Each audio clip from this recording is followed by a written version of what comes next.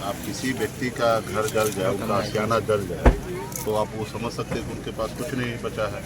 जो वस्त्र जो पहने हैं वही उनके पास साथ रहा, बाकी सारे घर, सारे सामान, सारे कुछ हो चुका है।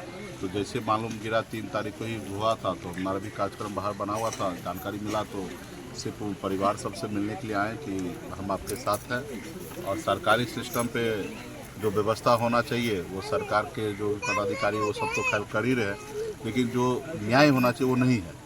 आप किसी का आशियाना जल जाए और उसको 12,000 रुपये का मुआवजा मिले सरकार से, तो क्या मतलब है? ये हंसी का पात्र है।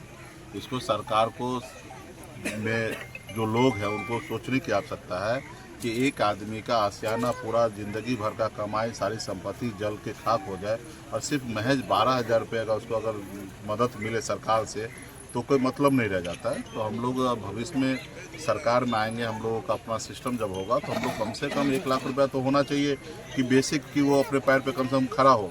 एक आदमी का घर, पूरी चीज़ को व्यवस्था करना 1 लाख रुपया भी ज़्यादा नहीं है, कुछ भी नहीं है, लेकिन पहला एक व्यवस्था है कि वो 1 लाख रुपया हो। उसके अलावा ऐसे लोगों को सरकारी जितनी भी व्यवस्था है लाभ मिल सकता है, चाहे वो इंदिरा आवास का लाभ हो या तमाम जो अलग अलग चीज़ें का लाभ हो, वो सब पहले तुरंत मुहैया होना चाहिए। चाहे वो मेडिकल का हो, तमाम किताब कापी पढ़ाई लिखाई से संबंधित हो, ऐसे जगह पे सब अलग अलग विभाग से उनको मदद मिलना चाहिए। तो खैर अभी ऐसा व्यवस्था नहीं है, लेकिन हम लोग उम्मीद करते हैं कि हम लोग भविष्य में समय जगह पे आएंगे तो हम लोग ये करेंगे, क्योंकि आप सबको जानते हैं कि हम लोग गरीब पिछड़ा दलित समाज से आते हैं, और ये घर जो जलने का काम है वो हम लोग का ही होता है। क्योंकि आप समझते हैं कि जाति आधारित पे तो घर है, जो मजबूत है, संपन्न है, उन लोगों का पक्का घर है, और पक्का घर जल्दी जलता नहीं है। अब झोपड़ी ही जलता है, और झोपड़ी किसका होता है? गरीब होता है, दलित भाई है, जाति पिछड़ा भाई है, इन लोग का ही घर जलता है। तो इनके लिए विशेष सरकार का स्पेशल योजना होना चाहिए। अभी है नहीं, लेकिन भविष्य में हम लोग इसको बनाएंगे।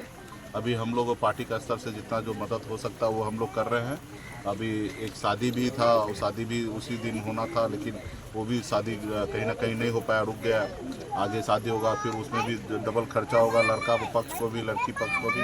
तो जितना भी हम लोग हो सकता है सामाजिक स्तर पे उतना हम लोग मदद करेंगे। अभी हमने डी.ओ. साहब से भी बात किया कि इंदिरा आवास जल्द से जल्द हो जाए।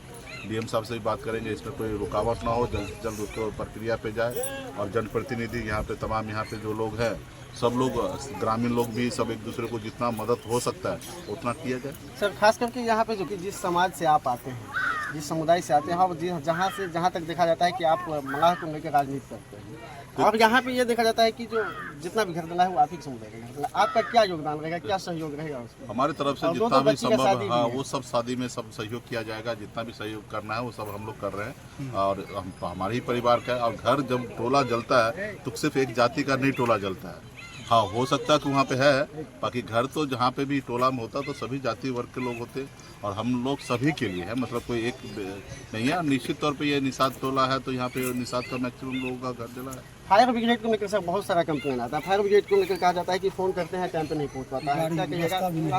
रास्ता का भी थोड़ा दिक्कत है, और आप समझ सकते हैं जिला मुख्यालय से दूरी पे है, तो ये सब व्यवस्था थोड़ा अभी समय आग लगने का है। तो इस समय में तो हम कोशिश करेंगे कि सरकार इस 3 महीने के लिए स्पेशल जोन बनाकर, और जहाँ जहाँ है तो उसको तो अलग अलग पॉइंट पे, जैसे 112 का व्यवस्था उसी तरीके से अगर फायर ब्रिगेड है तो अलग अलग जोन में जहाँ पे कच्चा घर है, फूस का घर है, ऐसी जगह पे उनको तैनात करके रखना चाहिए। तो ये पॉलिसी आने वाले समय में होगा।